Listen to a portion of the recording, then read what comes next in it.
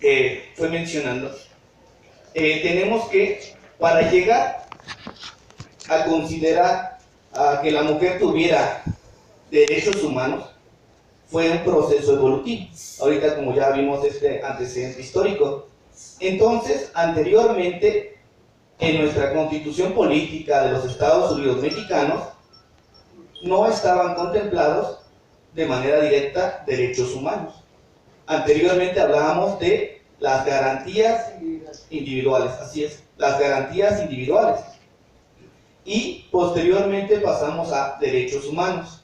Más sin embargo, aquí tenemos que, a nivel internacional, tenemos una conferencia mundial que fue en Austria, en Viena, a partir de 1993. Y es donde se empieza a ver que las mujeres tienen derechos humanos. Anteriormente no eran reconocidos estos derechos humanos. Anteriormente había una gran distinción entre las personas que ocupaban cargos de elección popular y las personas que no los podían ocupar simplemente por una cuestión de ser mujeres anteriormente. Entonces había una gran distinción. En la actualidad podemos ver que hay mujeres que son presidentas municipales, gobernadoras, que son académicas, mas sin embargo para llegar al día de hoy tuvieron que pasar por un contexto histórico. Y entonces aquí en esta conferencia mundial de Viena se reúnen en junio de 1993, estamos a 3 meses, a 30 años que se reúnen, y se plantea, ¿realmente es importante que a la mujer se le reconozcan derechos humanos? ¿O no necesitamos que la mujer tenga derechos humanos? ¿Ustedes qué piensan? Sí, como ser humano, de un lado y del otro. Que no sea género la distinción de por ser o no, podría ser la garantía de los derechos. Así es. ¿Y ¿Hay las otras? responsabilidades? Sí, derechos humanos, responsabilidades. ¿Ustedes qué piensan? ¿Es importante? ¿Es importante o no? Es necesario, más que importante, es necesario. ¿Por qué considera que es necesario? Platíquenos, por favor. Porque todos debemos de ser iguales y contar con los mismos derechos en todos lados. Así es, muy bien. Entonces, pero ahorita lo razonamos en el año actual, con reformas ya estructurales que hubo, donde actualmente la Organización Nacional de las Naciones Unidas le ordena, a través de tratados internacionales en materia de derechos humanos, que en el Congreso de la Unión tenía que estar contemplado el 50% de mujeres. Más sin embargo, esto, como ya vimos en el antecedente histórico, no fue tan fácil, no fue de la noche a la mañana. A lo mejor ahorita ustedes lo ven, ya tienen derechos humanos. Las mujeres tienen derechos humanos. En nuestra Constitución, artículo 1 constitucional, hablamos de derechos humanos. Entonces, en esta conferencia mundial de Viena, hubo algunos puntos principales que se estaban tratando. Dentro de ellos, lo que se vino fue el análisis de los derechos civiles y políticos. Que la mujer tuviera reconocidos derechos humanos. Entonces, es un foro en Austria, en Viena, más de 7,000 personas asisten, y se analizó, entre otros temas, que la mujer tuviera reconocidos sus derechos como derechos humanos. También lo que se analizó fue la cuestión de que los países tuvieran un organismo protector de los derechos humanos. En nuestro país, ¿cuál es? Así es, Comisión Nacional de los Derechos Humanos. Entonces, a partir de 1993, tenemos que esta conferencia analiza que no haya discriminación, igualdad de género, que las mujeres esté plasmado que tienen derechos humanos, que haya una igualdad, que no haya discriminación. También se habla en esta conferencia de que no exista una tortura. Hay personas que por ciertos procedimientos legales llegan a ser detenidos y son torturados. También se habla aquí que es importante que hay asociaciones civiles. En esta conferencia se aborda en materia de derechos humanos. Los particulares se reúnen y constituyen asociaciones civiles en materia de derechos humanos. Y nos dice que también es importante el papel que tienen estas asociaciones civiles en materia de derechos humanos, porque no todo lo va a poder controlar la Comisión Nacional de los Derechos Humanos. Entonces también surge el hecho de esta creación de asociaciones civiles, y en la conferencia mundial también se retoma esta cuestión en materia de derechos humanos. Siguiente, por favor.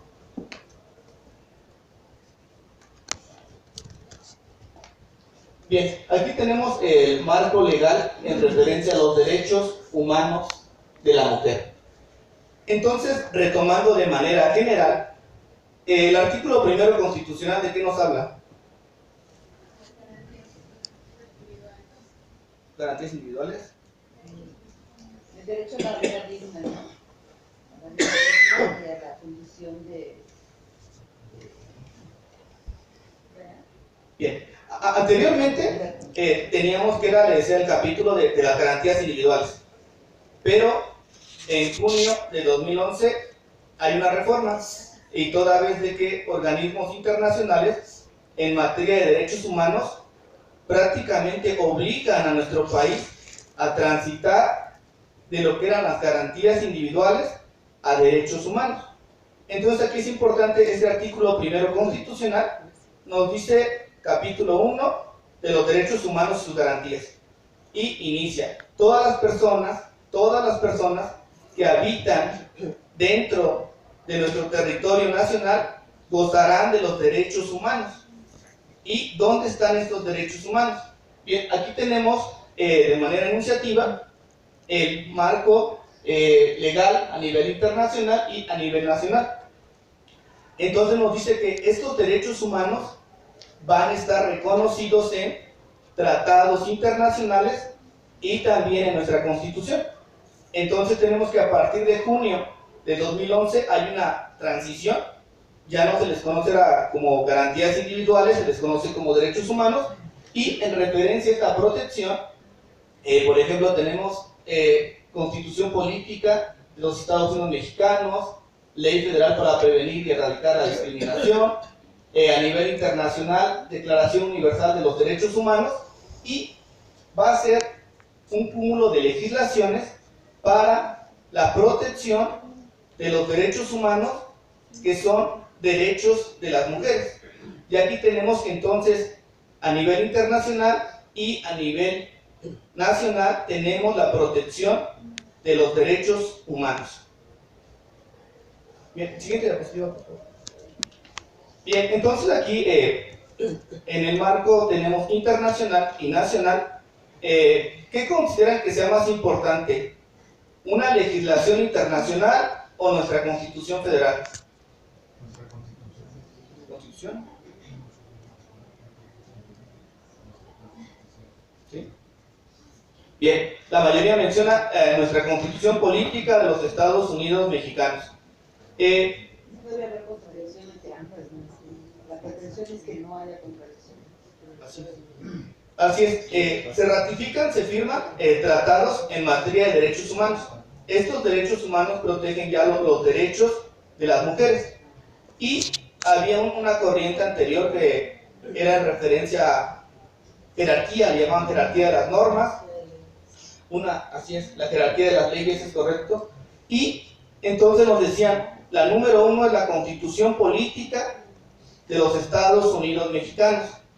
Y actualmente tenemos que es parcialmente cierto, porque nos dice que hablando en materia de derechos humanos, hay algo que se conoce como el bloque de constitucionalidad. ¿Y qué es esto? Hablamos entonces que la anterior pirámide de Kelsen, que nos formaron, que nos enseñaban, niveles de medio superior, ha quedado rebasada por lo que se conoce como un bloque de constitucionalidad. Y cuando abordamos legislación en materia de derechos humanos, entonces tenemos que hay principios, como el principio pro persona, ¿no? La legislación el tratado internacional, la norma que más va a beneficiar a la persona. Entonces ahora tenemos algo que se conoce como el bloque de constitucionalidad.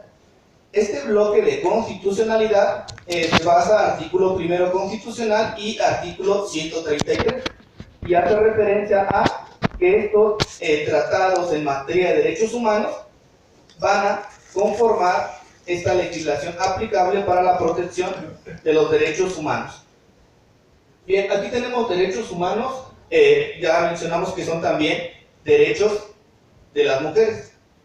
Los derechos humanos, diversos autores los mencionan como conjunto de prerrogativas inherentes al hombre, conjunto de prerrogativas inherentes al ser humano.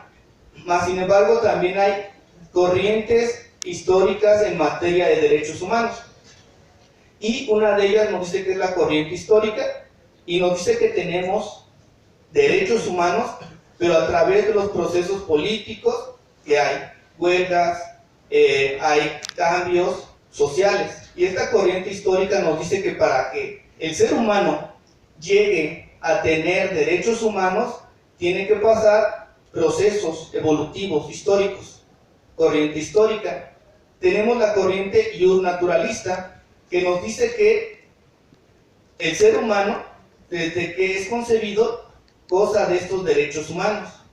Y tenemos por último la corriente positivista o derecho positivo, y hace referencia a que requerimos que esos derechos humanos estén plasmados en la Constitución Política de los Estados Unidos Mexicanos, requerimos que estén en un tratado internacional para que podamos tener estos derechos humanos.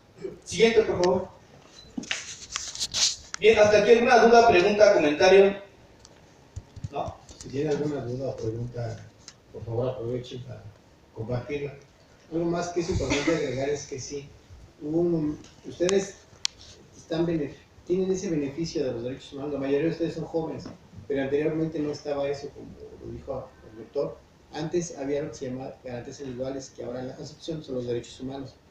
Pero esto fue algo que fue picando piedra, porque la primera situación que se dio hubo una recomendación y que bueno, cuando la recibieron ya vinieron de X situación que ocurrió, vinieron pues con juez y aquí está la recomendación, y bueno, y el juez dijo, bueno, ¿y qué hago con ella? La tiro a la basura, la archivo, porque esta no es una autoridad o no tiene un carácter de obligatorio para hacerlo.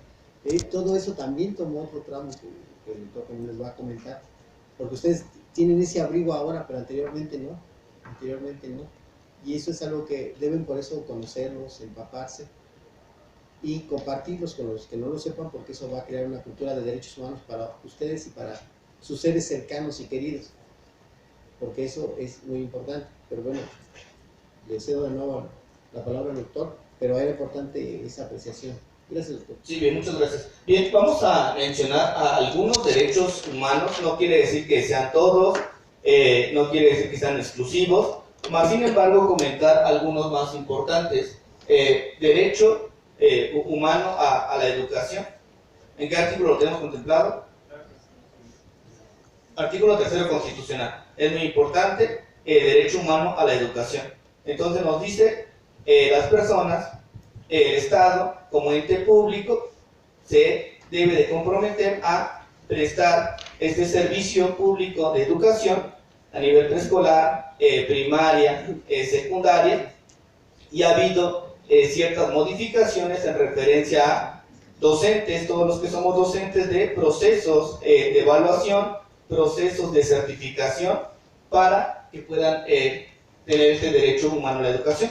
Bien, este derecho humano a la educación, anteriormente veíamos que en las aulas universitarias predominantemente había varones, que eran los que estudiaban, los que de alguna forma predominantemente asistían a la universidad o tenían este mayor interés.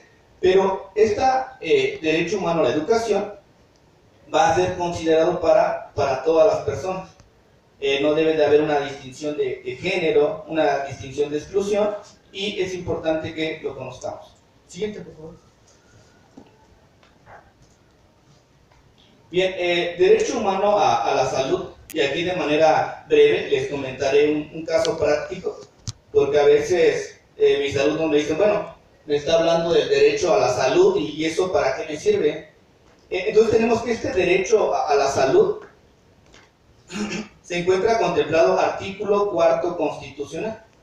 Hay ocasiones donde una persona requiere de un servicio público, un hospital público, y el hospital público, por determinada situación, aunque el paciente esté muy grave, dice, no puede pasar, no lo vamos a atender.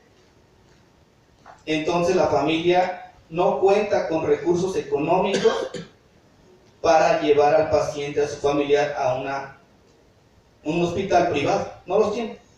Entonces aquí, ¿qué es lo que pasa? Recordemos que habíamos mencionado que existe la Comisión Nacional de los Derechos Humanos. Este hospital público está obligado a brindar la salud, mas sin embargo a veces hay cuestiones internas que no reciben a ciertos pacientes o tienen protocolos que no reciben a los pacientes. Mas sin embargo pasó en el estado de Hidalgo un paciente que requería ser hospitalizado, lo reciben de primera mano en emergencias. Posteriormente, a los 3 meses, el hospital menciona, ya no tenemos a los médicos, no tenemos la capacidad para seguir atendiendo a su familiar. Simplemente le mencionan a los familiares, lléveselo. Y bueno, ¿a dónde? Ellos dicen, ¿a dónde me lo voy a llevar? ¿No? Derecho a la salud. Entonces aquí es importante que conozcamos ciertas instituciones. Ya mencionamos Comisión Nacional de los Derechos Humanos. ¿Para qué nos sirve? Se puede iniciar una queja en materia de derechos humanos. ¿Para qué? Para obligar al hospital, que es el ente público en este caso, a que proporcione esa salud. Entonces aquí, en el estado de Hidalgo, los familiares, debidamente asesorados de un asesor jurídico, se presenta la queja en materia de derechos humanos y el hospital aún así se niega, ¿no? No hay espacio, no hay instrumentos médicos, no se puede.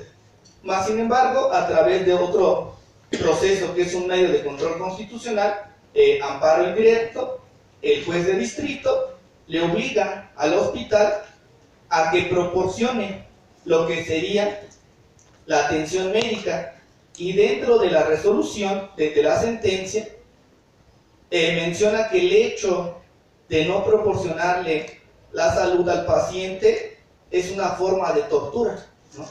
Entonces, no tan solo le está negando la atención a la salud, que es un derecho humano, sino que incluso el hecho de no darle esta atención está provocándole tortura, y le manda entonces dentro de esta resolución de amparo una multa. Dice, a ver, titular del director del estado, director del hospital público de Hidalgo, una multa de tantos pesos en referencia si no le proporcionas el servicio público.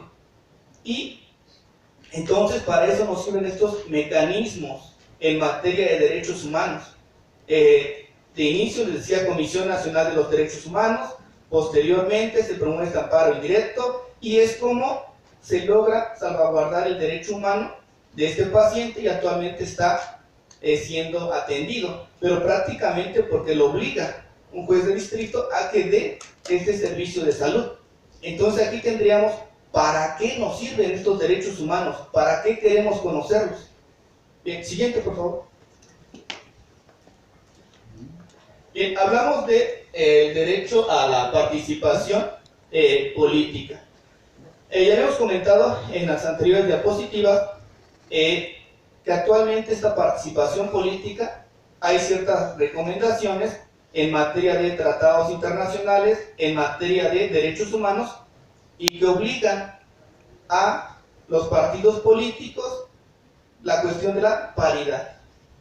Entonces 50% tienen que ser candidatas mujeres, 50% candidatos varones. Y aquí tenemos que ha habido un avance en materia de derechos para las mujeres, en materia de derechos humanos. Al considerarlas ahora tenemos jefa de gobierno, gobernadoras, presidente municipal, que si bien es cierto, todavía falta mucho para que exista realmente una igualdad, una paridad, pero aquí tendríamos entonces este derecho a la participación política de las mujeres. Siguiente, por favor. Bien, tenemos derecho al trabajo como última diapositiva. Aquí en referencia derecho al trabajo, hablamos que artículo 123 constitucional habla de manera general, regula a los trabajadores, un apartado A, trabajadores en general, un apartado B, burócratas, pero lo importante es que este derecho al trabajo, derecho humano de las mujeres, viene también manifestado el derecho a que la mujer no sea discriminada, el derecho al respeto, el derecho a no ejercer o que personas dentro del centro de trabajo ejerzan violencia en su contra. Aquí tendríamos otro derecho humano que estaría plasmado en nuestra Constitución. Algo más que hay que puntualizar, subrayar, enfatizar, es que ustedes, algunos son de carreras de ingeniería, anteriormente estaban vetadas, estaban reservadas para los varones, ahorita ustedes ya pueden ser, inclusive su título dice la ingeniería tal, porque es una conquista que se ha ido dando. Para ustedes es muy importante, porque varios de ustedes van a ser ingenieras, ¿no? Porque esta escuela tiene ingeniería. Y es una conquista, es un logro para ustedes como mujeres. Entonces, tengan todo eso siempre presente para que lo sigan defendiendo, lo sigan difundiendo y conociendo. Eso es lo que quería puntualizar. Bien, muy bien. Me falta una última diapositiva. El derecho de petición, el derecho humano de petición. Aquí es importante este derecho humano de petición, un derecho que tenemos basado en el artículo 8º constitucional. De manera general nos dice que toda persona podrá presentar una petición. Nos habla de que tiene que haber una relación de supra-subordinación, el gobierno y, digamos, el pueblo, que exige un servicio público, alcantarillado, alumbrado público, entre otros.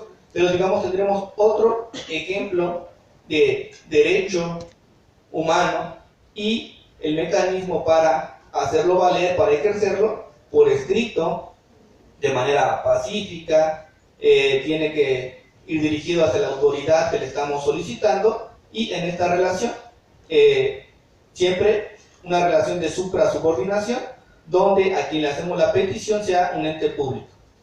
Okay. Algo más, doctor, puntualizar, eso es muy importante. Siempre debe ser de manera pacífica y respetuosa, porque todos hablamos de derechos, mi derecho, sobre todo los jóvenes. Tengo derecho a esto, tengo derecho a esto, y es cierto, tienen esos derechos, pero los derechos van aparejados a obligaciones. Obligaciones, derecho. Cumplo con mi derecho, tengo obligaciones. Cumplo con mis obligaciones, aplico mis derechos. Eso es muy importante y siempre debe ser de una manera pacífica, por el canal adecuado y correcto.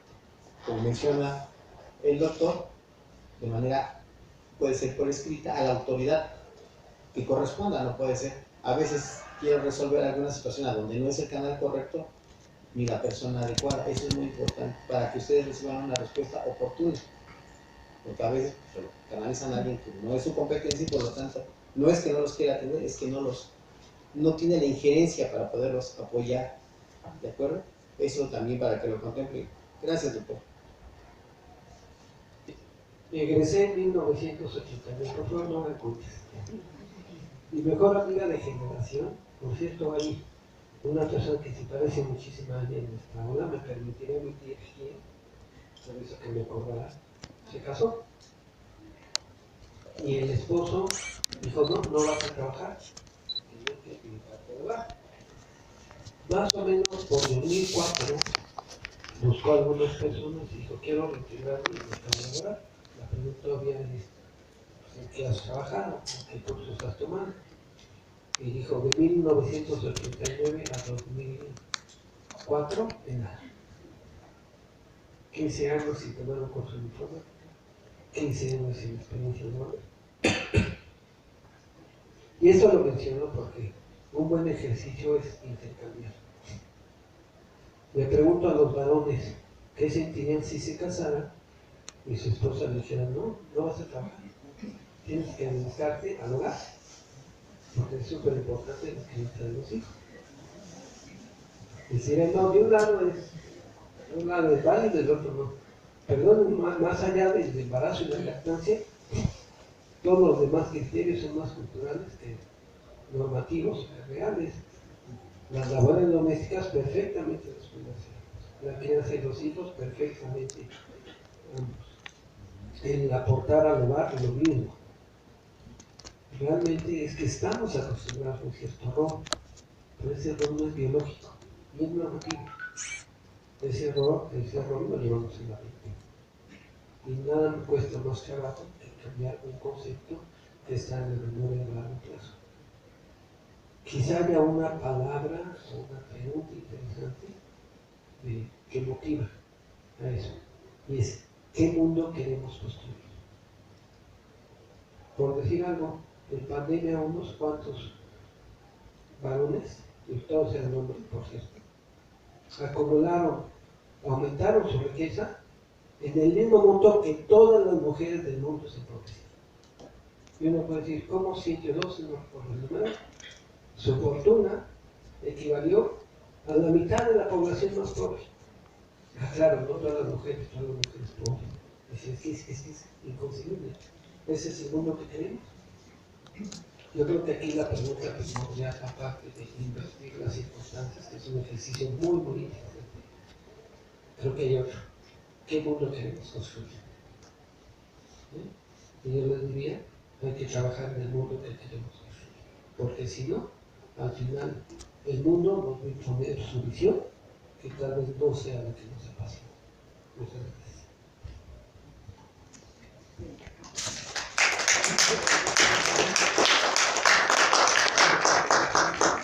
Yo tengo unas preguntas para los doctores. Está el tema muy sonado del INE, y que por decreto presidencial casi pues está diciendo que solamente va a haber participación de mujeres para ocupar el puesto más alto. ¿Cuál sería su opinión de esto? ¿De qué habla México en esta situación?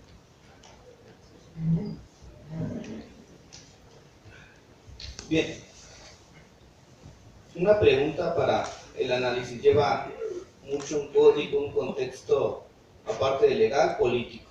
Hay un grupo, digamos actualmente hegemónico, predominante, que tiene mayoría, independientemente que coincidamos o no con este grupo hegemónico, tiene mayoría en ciertos estados y a nivel federal, también para algunas reformas que no involucran cambios a la Constitución. También hay lo que sería esta injerencia que tiene. Entonces aquí lo que tendríamos que analizar sería, en primer lugar, ¿quiere controlar una sola persona? ¿A quién va a decidir el control del INE? Yo lo que digo que tendría que ser algo así, un proceso, un procedimiento transparente. Venía analizando, he leído y escuchado en el radio que hay más de 700 personas que quieren ser, digamos, los representantes del INE. Más sin embargo, es de manera pública, que sabemos que sus currículums, sus nombres están relacionados a la política. Entonces, dentro de la misma política, quieren volver a relacionarlos o incluirlos. Aquí lo que yo considero primero sería una cuestión realmente de transparencia. Por ejemplo, hablando de docencia, en 2014 inician a nivel medio superior exámenes de oposición. Debería de ser un proceso, yo considero, transparente, que realmente llegue la persona más capacitada, pero para servir a la sociedad y no para servir, digamos, a un grupo. Más sin embargo, está un tanto controlado por cuestiones políticas, pero mi opinión sería que sea un proceso transparente, que sea un proceso que académicamente, a través de un examen de oposición o diversos exámenes, pudiéramos tener frente a este instituto a la persona más capacitada. Porque si no, entonces nuestra democracia, donde hablamos de demos, pueblo y creatus gobierno, ¿qué es lo que estaría pasando? ¿Quién estaría gobernando si no tenemos un titular autónomo, un titular transparente del INE? Más allá de que sea una mujer como se quiere establecer, y en parte tomando en consideración, dice mi compañero, que sea una persona capacitada, también estamos tratando el tema de paridad en todos los sentidos, esa igualdad que tenemos. Muchas mujeres estamos por demás capacitadas y muchas nuevas generaciones lo están haciendo. Entonces yo no veo inconveniente en que el INE, su titular, sea una mujer. Eso obviamente es lo que ya explicaba hace rato, ¿no? Las mujeres hemos ido contracorriente, luchado contracorriente para lograr este tipo de puestos, que no siempre es tan fácil acceder a ellos. A pesar de que institucionalmente ahorita en diversos ámbitos de la federación municipal, estatal, se trata de lograr que mujeres estén en los mismos puestos que los hombres. Me parece que ahí sí, persona capacitada, y sí, ¿por qué no? Una mujer es lo que a mi consideración personal creo viable, pero bueno, va más allá, esas reformas de línea van más allá de que sea mujer o no, pero bueno, la política siempre juega también con estas figuras, ¿no? Entonces ahí ya es un poquito difícil separar o desmenuzar cómo se debiera en cuanto a política y que sea una figura femenina, pero definitivamente hay mujeres por demás capacitadas y nuevas generaciones que se están preparando, y gracias a este empoderamiento que tiene hoy en día la mujer. Digo, yo desde luego que no tengo, me encantaría que llegara una mujer, por supuesto, pero ¿por qué no libre competencia con los hombres? El que quede mejor, o la mejor. Gracias. ¿Alguien más quiere opinar o alguna pregunta, algún comentario? Adelante, compañero, por favor. Bueno, la pregunta es para el libre. ¿Qué tanto creen en materia de derechos de las mujeres que nos falta avanzar que le falta avanzar a México para llegar a una verdadera equidad por los derechos de los hombres? Mira, hace un rato mi compañero puso lo que es la legislación internacional y nacional. Ya está posibilitado mucho de los derechos de la mujer para lograr esa igualdad.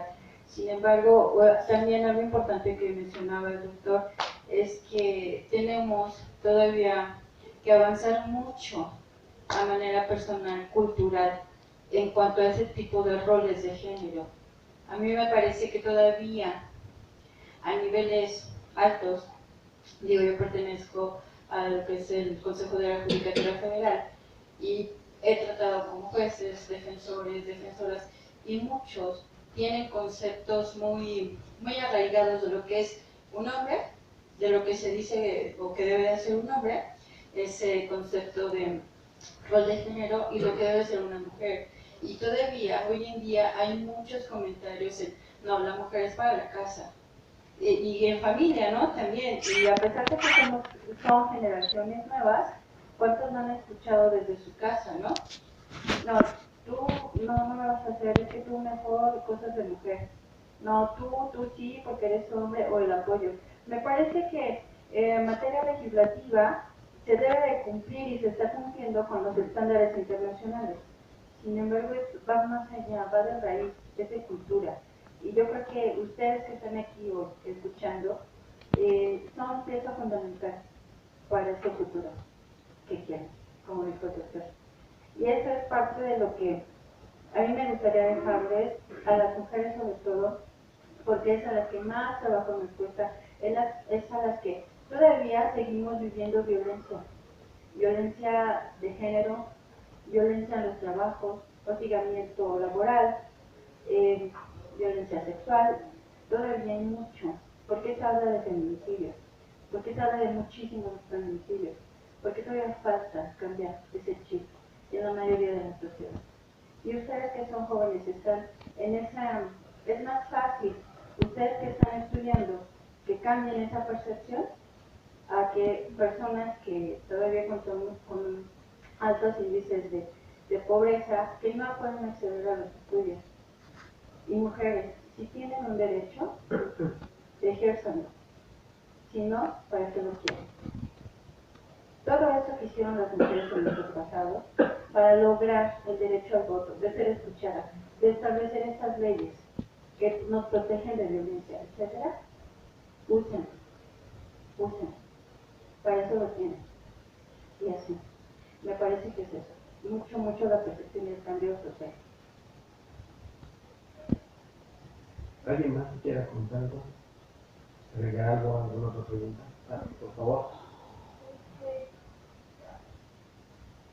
Hace algunos meses solo hubo una noticia, operarse para no tener hijos, pero se escuchó que no las dejaban, o sea que los doctores le decían, no, es que no has tenido hijos y no te vamos a operar. Y así como he visto en algunas noticias, he hablado con algunas de no sé, mis familiares, mis primas y amigas, que definitivo no quieren tener hijos, pero cuando van con el médico le dicen, no, es que, ¿sabes qué? No te vamos a operar porque pues no has tenido hijos y pues no sabes si quieres hijos, si no. Es eso, o sea, ¿sí podemos decidir sobre nuestro cuerpo o cómo sería eso? No, claro que sí, como lo dijo hace un rato mi compañero, para eso hay mecanismos legales, para que se respete tu derecho. Aquí también hay una situación, si por ejemplo un médico te dice es que corre riesgo tu vida, va a ser muy difícil, muy complicado que la ley también te pueda apoyar en ese sentido, pero si no es así, es tu elección, es tu derecho y a través de mecanismos legales puedes hacer que se, como dijo, puedes lograr que se te dé o que tengas esa planificación familiar que quieres. Si no es de esa vía, de alguna otra, por lo que entiendo, bueno, pues quieren una operación, ¿no? Pero hay muchos más mecanismos para hacer ese control de vida y en efecto, como dijimos, es un derecho. Nadie puede quitarte ese derecho. Y como te dije, exígenlo. Y hay mecanismos. Sí. Coincido totalmente. Es un derecho, tienes derecho a la sexualidad, a ejercer lo que quieras. Y también, siempre y cuando no exista en peligro tu vida, que es otro bien, otro derecho que puedas. Bueno, y también lo que comentaba,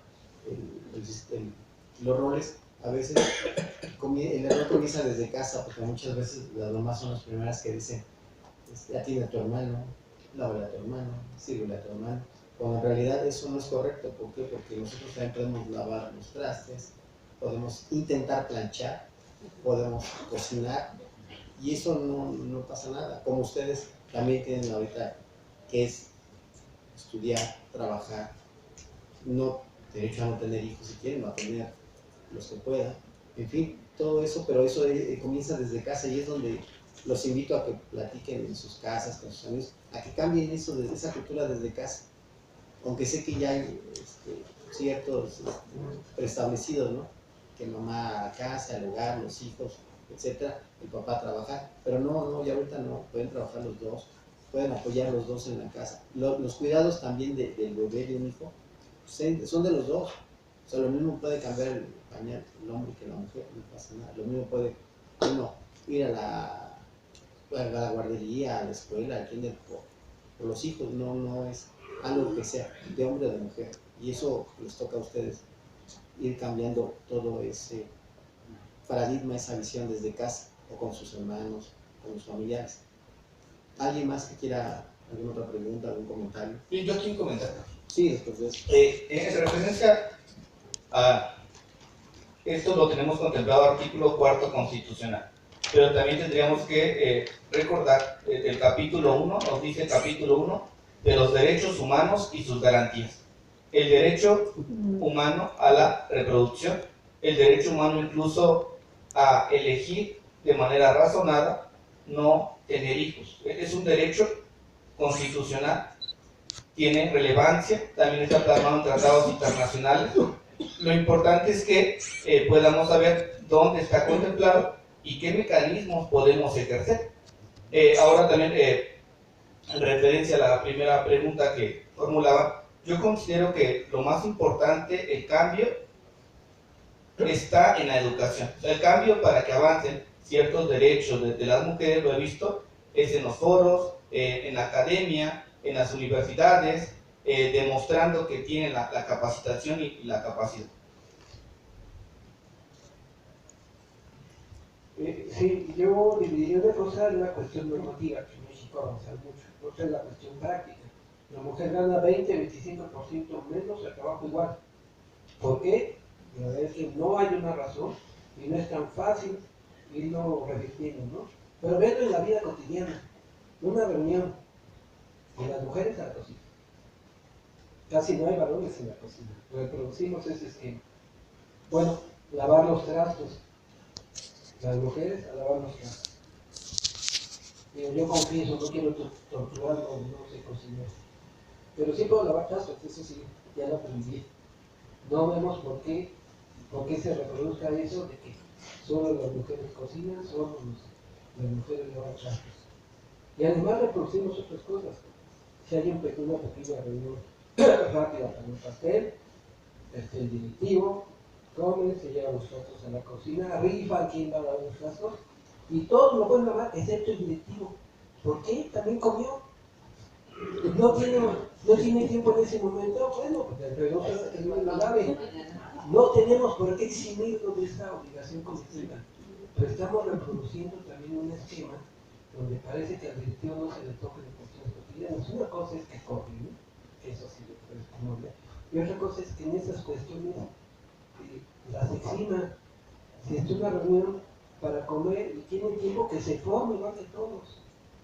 Y con eso vamos rompiendo muchos pequeños privilegios que no tienen razón de ser para.